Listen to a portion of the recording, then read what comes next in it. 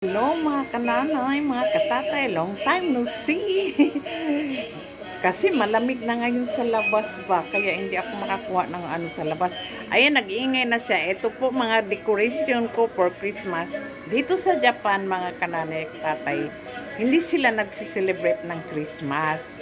Pero ngayon parang na-adapt na sila, pati mga mga tindahan, meron ng mga benta, mga Christmas decoration.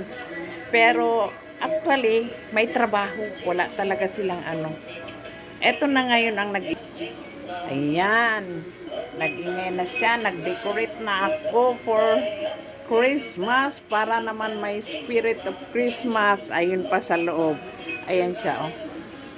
Siguro tumutunog yan. Nasira na lang siguro. Hindi ko alam. Dito na naman tayo sa salid. Ayun ang mga Christmas decoration ko for Christmas. Ayan. Yan. Nilagay ko lang yan dyan, oh, para may mga iring-iring aroses. Alam niyo, yung nakabalot is malunggay yan. Pinasok ko. Siyempre, para next year meron siya. Ito talaga, may original light talaga yan siya. Ayan, ito talaga ang umiilaw. Iba-ibang kulay. Ngayon mga kananay, mga katatay, natumba yan. Wala na, nasira, naputol yung mga ano niya dyan. Mga bituka niya, kaya hindi ko alam. So, binilahan ko na lang siya ng light. Sayang kasi, magbili ka pa. Ayun, pati yung star doon, umiilaw yun. Hindi na makita masyado.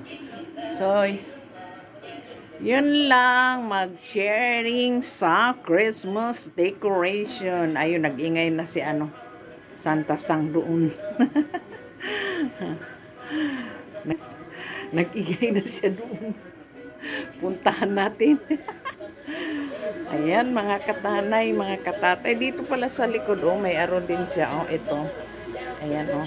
Nag-ano, light din. Ayan siya. Ayan, oh, nagla-light. Hindi masyado kita. Oh, nagpupulay-pula ang yellow. Ito, maingay siya. Yun lang po, just sharing. God bless us all.